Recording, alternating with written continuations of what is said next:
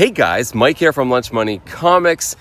Fall in New England is beautiful. The weather's nice, the trees are gorgeous, and it's a great time to go to flea markets. However, winter can always come early, and when it does, those flea markets go away. So while the weather's been nice, I've been trying to milk every single weekend for as much flea market content as possible. So I'm once again at Rieta Ranch Flea Market here in Hubbardston, Massachusetts, hunting for comic books and all sorts of other stuff. Come along for the ride, guys. Let's see what we can find.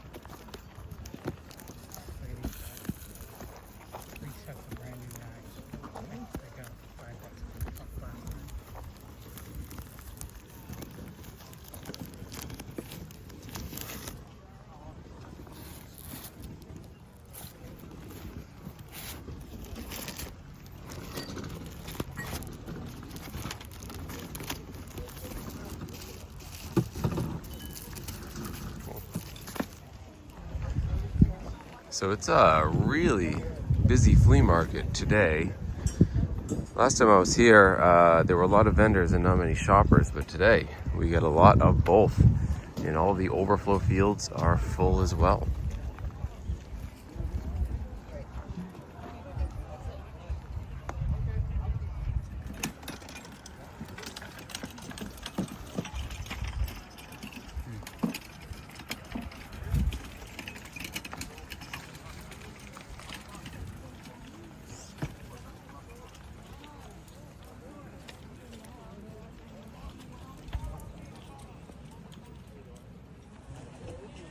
There you go.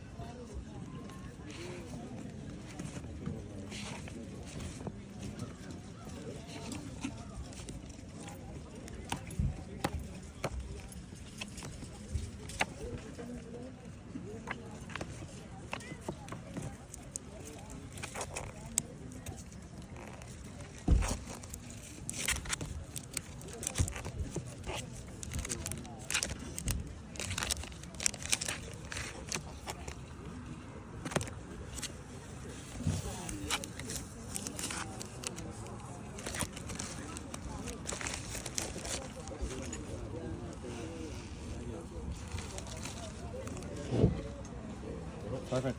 10 cards, 2 sets of 5. Awesome. Thank you. Thank you. Have a nice day. Sure.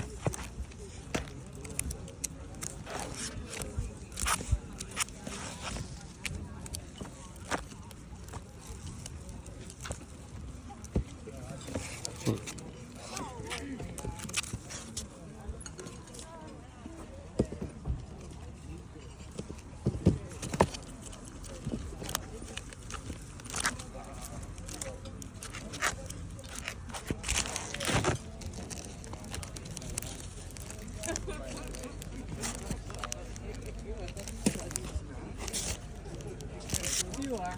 I love you.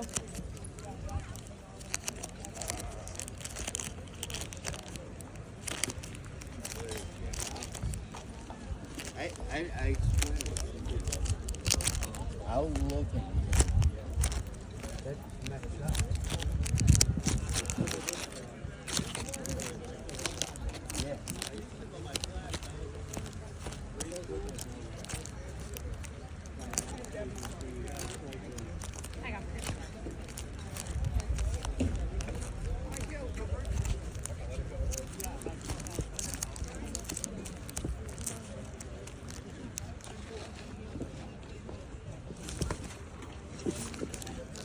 $4.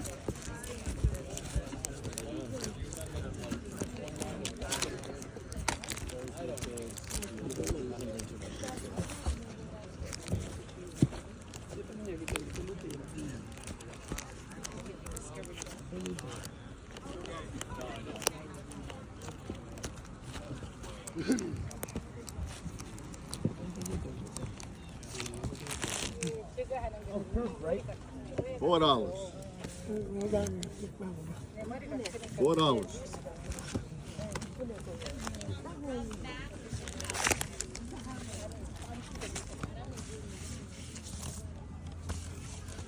That's got all the promos, TV appearances, a lot of stuff on that one. I bought this. You could have this. There was some paper in there, there's not much left. Yeah. That's a repop. Okay. It's a nice item. Big. Thanks for clarifying. The amp there says fires up. Does it work? The amp there says fires up, but does it work? Or It just fires up. I didn't have a guitar to test it with. okay. It's from 1970 or 71. Okay. Solid state. Yep. Yeah, no, it's very cool. What do you have on that? Should work on that bed. I just got it in. It came in like a week or two ago.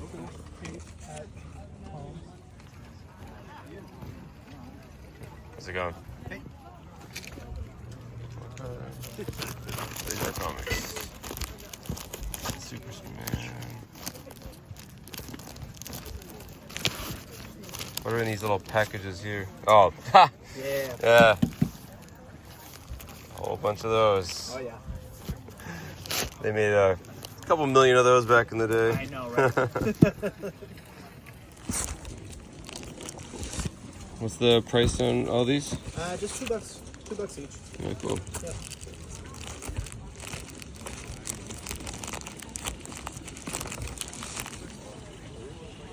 All right. I'll need a couple other of like the big books and stuff I'm doing for a little bit more. All right, I just got my first purchase of the day. I picked up 2 comic books. I wonder if you can guess which 2. That's awesome. All right, time to check out these Overflow lots here. These tend to be the latecomers. It can be really hit or miss, but sometimes these are the vendors that get overlooked by most of the people here. So what are the comic books at in general? Like $3 a piece, pretty much. Some of these might be like a little bit rattier because Yeah, I can tell. And you said the same here? yeah, this would be $3. Yeah. Cool. Origami Yoda, huh? Miracle Man. That's cool.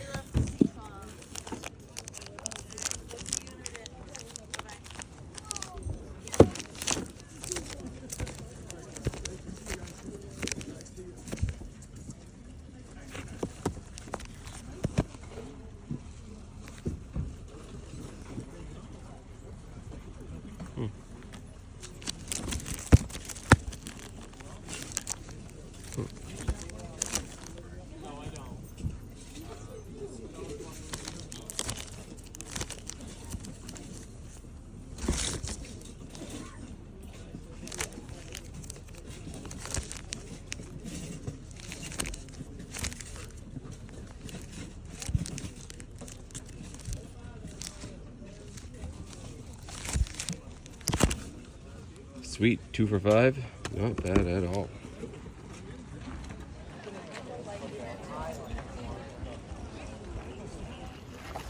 All right, and finally we look under the trees. You never know what you're gonna find back here. Oh, there you go.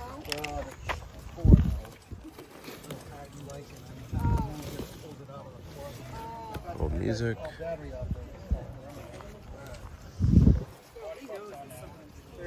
Popcorn is $10 a piece. Skinny pop popcorn.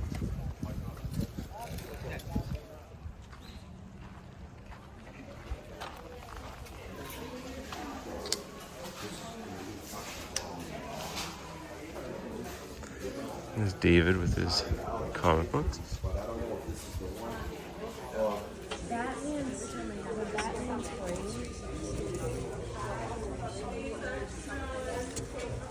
Batman Streets of Gotham, saved by Bruce Wayne.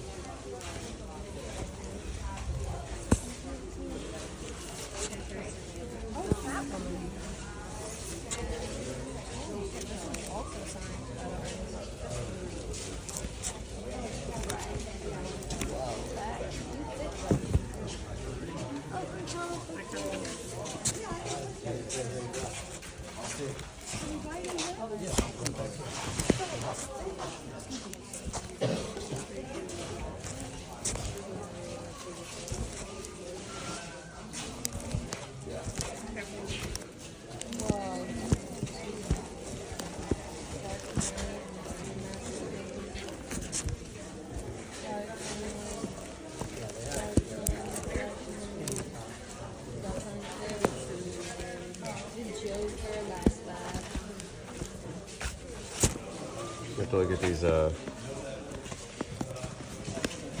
do you have on all these guys here? Oh, I didn't see Those each 3 for $10, but Yeah. they've all got this label on. That's what I was wondering about. That's why they're so cheap. Yeah. I mean, in mint, these go for like $45. Right, exactly. So, So when someone was done reading them, they just put finished on them? Is that what they did? I got a crap load of comics like that, too. Really? There's a bunch of Bronze Age DCs, mostly. But some Marvel, like DC, like Black Lightning and Black Panther from Marvel, and Machine Man, and all that stuff. But they're $3? Oh, $5. $5 each or 3 for 10. Oh, gotcha. I choose it like All right, so these ones don't have the sticker, but they came from the same collection. that. Yes, All right, 20 for both? yes, That's a deal. Thanks, David. I'll grab these two. you bet. All right, guys, that's it for me this morning, but I finished strong. I got 5 Treasury Edition comics I think I got for a great price. So let's go back to the house, show you guys everything I got at this flea market. So there you go. That was once again Rieta Flea Market in Hubbardston, Massachusetts. And as long as the weather is nice, guys, I'm going to keep going to flea markets here in New England. This was sort of a last-second judgment call on my part, but I'm really happy I went because not only did I end up with a pretty good stack of comic books at some lunch money prices, one of the things I got, evidently, is very, very rare, and it might be worth quite a bit of money. Maybe. Maybe not. Could be junk. I am going to rely on the institutional knowledge of some of my viewers out there to let me know if what I picked up was trash or treasure. You'll see what I mean. Before we jump into it, if you like comic books and you like YouTube videos about comic books, make sure you head on down, hit that like button, follow me on Instagram under Lunch Money Comics IG. Let's start at the end. The very last footage you saw, I was inside the barn. There are some permanent vendors set up inside of there. One of them is a comic vendor named David. He's been there for years, and yeah, I always like to stop in and see if he has anything new. I gotta point out, guys, you know, the prices on his books are old. He knows this. The sticker price on the books is not what you end up paying. Not only that, he was having a big sale through the end of the season, so you can get them pretty darn cheap, and that's what I got right here. So, the first comic books I picked up, well, they're not traditional comic books, not by a long shot. They are large-sized, what we call Treasury editions. So Marvel and DC put these out starting in the 70s, and usually, not always, they are reprints of older comic books just in a larger format, sometimes new stories. They often have like games and puzzles and cutouts and things like that. They're very cool and collectible. And yeah, they'd often put several stories together, and that's what we have right here. So this is Superman vs. the Flash. In this comic book right here, you have the first 2 races between Superman and Flash. 2 Silver Age races that posited the question, who would win? Who is the fastest man on Earth? Of course, they both end in ties. But yeah, really cool. I love these large formats, guys. You know, this makes me want to lay on the floor like a little kid reading this. It makes you feel tiny. Just super cool. Oh, little side note, by the way. This first Superman Flash race was written by Jim Shooter when he was really young. Always thought that was cool. But it's not just the comic book reprints. There's also some trivia and stuff in here regarding Superman and the Flash. So let's see if I can show this off. There's some stuff about the Fortress of Solitude. There's stuff in here about I think the Bottle City of Kandor. Yeah, look at And there's some trivia about Flash at the end. Really cool, guys. I think these are awesome. But you can see there's an issue, right? These are actually in beautiful shape with one huge exception. This little sticker right here. So these were these old punch stickers that we had back in the day. I used to have them, right? These are kind of old. You would literally kind of punch out the letters and it would stick them on. And it was kind of like hard plastic. We used to put them on our VHSs for you kids out there. Old DVDs, old Blu-rays. I don't even know why I'm talking to you kids. Yeah, so these were stuck on there, and unfortunately, they stuck pretty darn good. Now, there are ways to get rid of these stickers, namely with a blow dryer that would melt the glue. Now, I've had some very mixed results in trying this in the past. Oftentimes, you will get the top layer of the sticker off, but the glue will often stay behind. That's why you should have a professional work on it. My friend Jeff from Comic Spy, I think, can get these off. Still, because of that, guys, I got these for 3 for $10. 3 for $10, I think, is a steal for these, especially considering, other than that, they are in beautiful, beautiful shape. So this is the first one I got. Second one, we have another Superman flying in front of the Statue of Liberty. This is 5 startling stories. There's also a pinup in the center. Ooh, we gotta find that, right? There it is. How cool is that? I'm not sure who the artist on that one is. But yeah, awesome. And then the last one I got at this deal, the third for $10, was this. So there were a couple of these Secret Origin supervillains. So you see, all the, Justice League and DC heroes over here, and you see all of their villains over here. And this is, once again, some reprints of the origin of a lot of these villains. So, for instance, the very first story is regarding the Joker, and it's a reprint of the Red Hood, right? His origin as the Red Hood, and it's sort of, I know it's been changed and retconned a million times over the years. Not only that, check this out. The centerfold in this one is a rogues gallery of supervillains. How cool is that? So yeah, guys, 3 for $10 for these. Awesome. And I'm wondering if those stickers could come off. It feels like they actually want to come off already, but I'm too nervous to do it myself. So I think that's a great deal. Let me know if you think 3 for $10 is pretty good on that. But there were 2 other ones I got. He did not have these in the 3 for $10. They came out of the same collection, but they didn't have stickers. So we had them as kind of retail. Now I'm going to hold these up. The bags are pretty beat up, but that is not an indication of the condition of the comics, which is pretty good. So I got these. This is the first and second part of the Star Wars graphic novelization of the first movie, right? The original Star Wars, or Episode 4, A New Hope, as it was later known. Both halves of the story here, and it's pretty cool. Obviously, this is a reprint of the comic book traditional size ones that came out in 1977. So awesome. Originally, David had these priced, again, a while back at, looks like $28, and he sold them to me for $20, which I think is a pretty good deal. These are surprisingly inexpensive, honestly. I thought they'd be worth more money. But yeah, I'm happy to pick these up for $20, which means my grand total is $30 for all of these. And I think $5 each, when you average it out, I think it's a great deal for these. Let me know if you love these Treasury editions as much as I do, guys. I think they're super cool. Next, we are going to talk about a vendor I found halfway through the flea market. He had a lot of very early 90s comic books. In fact, he had a ton of comic books revolving around the death of Superman, a huge storyline in 1992 that DC put out. And I posited the question in the footage, could you tell which 2 comic books I found out of this collection? Let's see if you guessed correctly. The first one is what I think is the most valuable, or at least the coolest, Superman book that came out of that whole storyline. Yeah, it is this. This is Superman, the Man of Steel number 18 from 1992, written by Louise Simonson, art by John Bogdanove and Dennis Janke. And this one here is the first full appearance of Doomsday, who would later go on to unalive Superman and basically was the reason why it was the death of Superman. Now, everybody knows that these books were incredibly overproduced at the time. They made millions of them, and anyone who's ever looked through a collection of early 90s comic books, you will see tons of these books, the prelude building up to the death of Superman, and then all of the sort of epilogue books that came afterwards. They are absolutely everywhere.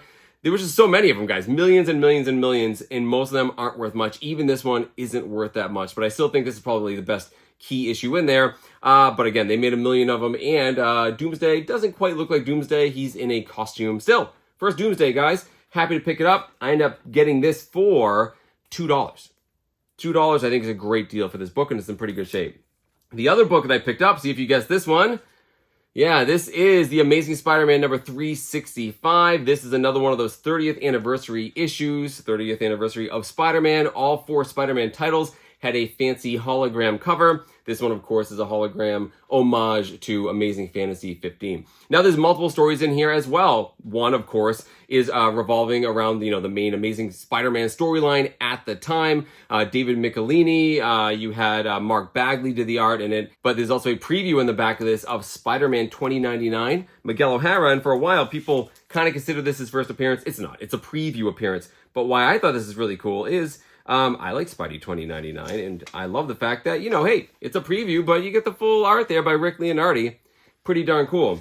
Now, the thing is, this book brings me back. This is a time machine. Absolutely. It brings me back to, 1992 when this thing came out, and I didn't actually own the book. Yeah, I couldn't afford this book. I was a pretty poor kid. This is $4. I couldn't afford a $4 comic book, but one of my best friends who collected comic books absolutely owned all of these, and I would go over his house and I would read them to death. And I remember this book very vividly, mostly because I was a little jealous I couldn't have it. And also, he had this gatefold poster hanging on his wall, of course, of Spider-Man with Venom and Carnage. So yeah, this brings me right back, guys. Every single story in here I remember. It's fantastic. So pretty cool. One bad thing about this, the poly bag that it was in looked like it was just kind of marked, scraped. I thought it was on the bag. When I rebagged it, I don't know if you can see, but the scrape went right through onto the hologram. So probably is worth $2, right? Still, just to be able to flip through it and go down memory lane, yeah, it's pretty awesome right there. I said those are the only 2 comic books I got from that vendor, but I actually got 3 more things. I wanted to make it an even $10. But the other 3 things aren't traditional comics, no, but they're related. Yeah, I got 3 sealed Wizard magazines. So similar to this book I just showed you, I couldn't afford Wizard magazine. This was back in the comic boom in the early 90s, guys. This was the preeminent comic book magazine. This was the guide. There's a price guide in here, articles in here, previews of comics. They came in poly bags, little cards thrown in here. Again, my friend had these. I read them all. I love these to death. And when you can find them sealed, it's pretty cool because you get the cards and the posters and other inserts they had in there. So for $2 each, guys, I'm going to pick them up. First one is this Wizard number 17. There, you also have a couple cards in here, including a Death of Superman card and Jim Lee's sort of Christmas-themed cards. I remember these as a kid as well. So that's pretty neat. This one's awesome because Wizard 18, similar to Spider-Man 365, had this cool gatefold of Spider-Man fighting Venom and Carnage. Again, we have a Pit card, another very early 90s thing. So that's awesome. And then last but not least, certainly one I've never seen before, this is Wizard Magazine's The 100 Most Collectible Comics from 1993. So, yeah, I don't know exactly what this is. Yeah, I kind of want to open it up and see what the 100 most collectible comics were in 1993 and how things have changed. But I've never seen it before, guys. You got to pick it up. So, $10, I got, the 3 wizards in these 2 comic books, guys. And I think that's a pretty darn good deal. Which brings me to what is perhaps my best finds on the day. I found this in one of those overflow lots, which are often very hit or miss. As a matter of fact, the last time I was at Rieta, I went through these exact boxes of comic books and didn't find anything worth bringing home. But guys, it's always worth rechecking boxes like that because you never know if that vendor found some more comics somewhere or bought some more and just threw them in the boxes. And man, am I happy that I did. So you saw what kind of comics they were. Mostly, again, early 90s stuff, not particularly valuable, but I asked him how much they were. He said they were $3 each or 2 for $5. So I thought, for sure, I can find 2 comic books in here for $5. But then I found this and I asked him how much it was, and he said, treat it as if it's any other comic book. And it's this. That's crazy, right? This is Batman Knightfall Volume 1. I guess you call it a trade paperback, but it's more akin to an omnibus, full color. And it's awesome. So Knightfall was a storyline from the early 90s. Basically, all the Batman writers and artists working on the titles at the time came together, came up with this 3-part storyline made up of the first part, Knightfall, then Night Quest, and finally Night's End. And yeah, it chronicles basically Batman not being Batman anymore. He gets a replacement, not a very good one, and ends up becoming Batman again at the end. And again, it's sprawled across all the different Batman titles in the early 90s, and it went on for a while. You can see there's a lot of content here. Now, in the lead up to this story, you were introduced to two very important characters. The first one would be Azrael, who is Batman's replacement, and the other one is this character right here, Bane. Iconic Batman villain, mostly known for beating Batman in this story. He breaks his back and knocks him out of commission. Very iconic cover, everybody knows. So, yes, that's the main storyline. Bane defeats Batman. Batman gets Azrael as his replacement. Azrael is much more violent than Batman, gives Batman a bad name. Batman ends up getting healed, kind of mystically, magically, and ends up becoming Batman again. So, although this is a major storyline in the early 90s, and I was a 90s comic kid, I'm a Marvel guy, guys. I've never actually read Knightfall. So, how can I possibly have a comic book YouTube channel if I've not read Knightfall? So, yeah, this is the first part. The second one's going to be Night Quest. Yeah, I'm at least going to start reading this one, guys. I'm sure I'm going to like it. Let me know down in the comments if you read any of these back in the early 90s and what you thought of it. So, happy to get this. Again, I got two things, so $2.50 I think is a steal for this. Absolutely. And it's brand new, too. Absolutely brand new. Retail price in the back, $30. Come on. Which brings us to the second thing that I got. And like I said, this could be super rare, could be super valuable, it could be worthless. But it's worth talking about on the channel because it's this. So this is a sealed ash can sized comic book of Batman Dark Joker the Wild from 1994, done by a lot of the people that did Batman comics in the early 90s. Doug Mensch, who also worked on Knightfall. Yeah, originally the Batman Dark Joker the Wild had like an actual cover art, full-size comic book.